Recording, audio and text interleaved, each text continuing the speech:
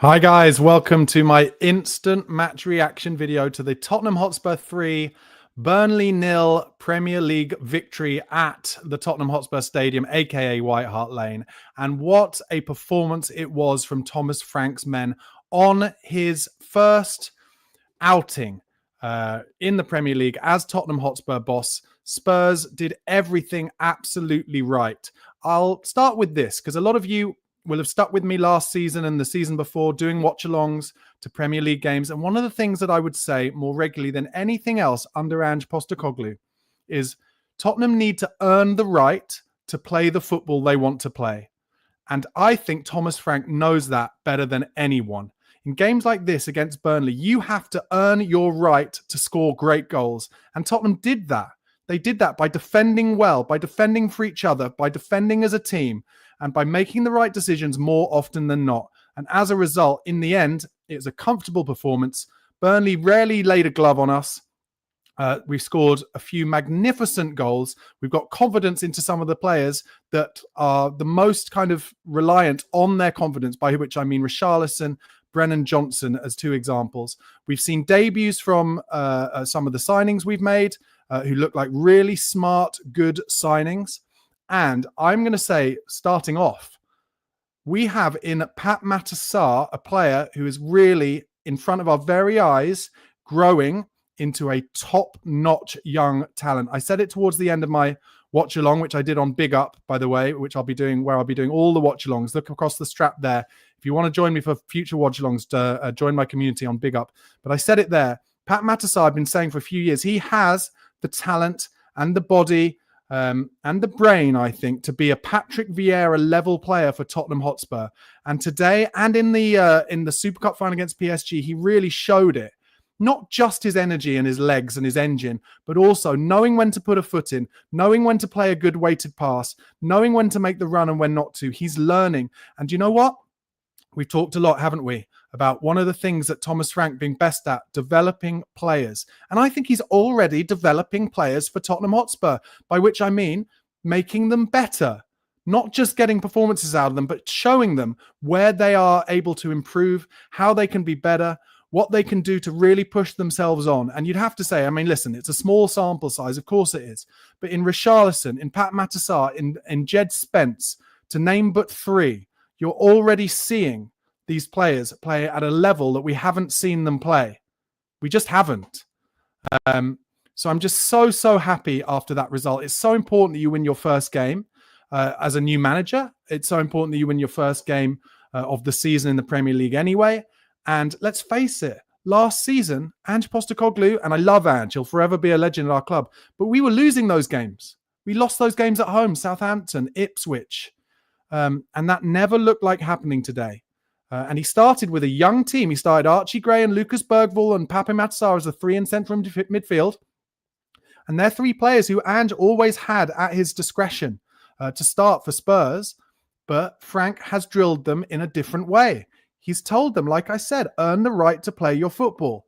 And Tottenham were just brilliant back to front today. They really were. You know, I wouldn't say by any means we're like the finished article or anywhere near it, especially not in the final third. And Frank has been very honest about that. He says he thinks where there's the most work to be done is in that final third. But when you've got two players as rotation number 9 options in Richarlison and Dominic Solanke, who are both such workhorses, then, you know, you've got a lot of good things going for you. And the key, I think, to this season, or one of the many keys, will be, can we keep Richarlison fit? Because if you can keep him fit, he works that hard and scores goals like he did today. If you haven't seen it, guys, he scores an overhead kick today against Burnley that is a direct mix of the overhead kick he scored for Brazil in the World Cup and Wayne Rooney's overhead kick against Manchester City for Man United. It's not as high as Rooney's, but he does have to go back as far. And then the connection, oh my God, it's an overhead kick from what, maybe 13, 14 yards? The connection he gets on it nearly breaks the net. To coin a cliche, it's an absolutely brilliant goal, by far his best performance ever in a Tottenham shirt. And here's another thing I want to talk about. The way that Tottenham defend now is less difficult for Mickey van der Ven and his hamstrings. And as a result, everyone, I think, is a little bit, I just feel, and I don't want to talk too soon, but I feel like medically, Tottenham and the likes of Van de Ven and Richarlison, who obviously suffered so many injuries last year, and of course Romero, they're not going to get as many injuries. I'm pretty confident about that. And Thomas Frank was able to play Van de Ven and Romero together in these 2 games in 3 days. And now they're going to have a rest for a whole week. So as long as they don't get injured in training, we're going to have our best back 4 available again. And if we can keep our best back 4 and best back 5 available and our 2 strikers available all season, very soon, especially if the rumors are to be reportedly true that Eze is about to sign for Spurs and maybe Savinho as well, we are going to look like suddenly we have a very good squad. And yeah, I think I started that little segment by talking about how Archie Gray and Pat Matasar and Lucas Bergvall played in that 3. Bergvall was excellent. That was the best he's played in pre-season to this season by miles. Archie Gray was good. It took him a little bit of time to get into the game, but Pat Matasar, the jewel in the crown. And I've spent 6 minutes of this post-match review, and I haven't really mentioned Mohamed Kudus. And the most exciting thing for me out of all of this would be if we get Eze and Savinho, and they are of the level of Kudus in terms of holding the ball up with their back to goal and being able to take the ball on the half turn and bring other players into play, we are going to be honestly horrible to play against, because Frank can play Bentancur and Polina in front of the back 4, or in games like this where we're going to be caused less trouble, he can play Archie Gray and Lucas Bergvall in front of the back 4, and he can play Pat Matasar in those roles. And then we will have damage-making players all across the front 3. And of course, already, straight after Richarlison was taken off after scoring his 2 goals, by the way, Solanke came on, was holding the ball up really well, nearly scored in his first minute on the pitch. And he's unfair. So look, this is just, I don't want to get carried away, but I just think there are so many amazing green shoots of Tottenham Hotspur at the moment. And yes, Chris Fox in my comments here saying we were losing those games because we had an injury crisis. But I said it all last season. One of the reasons we have the injury crisis is because our sprint levels in the data, the sprints that the players were being asked to do throughout the game was so much higher, throughout every game, was so much higher than any other club.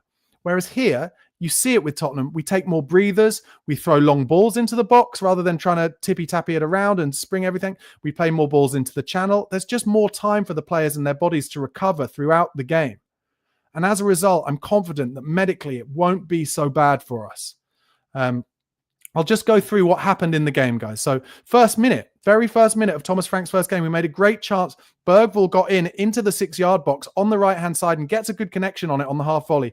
Really good save by Dubravka.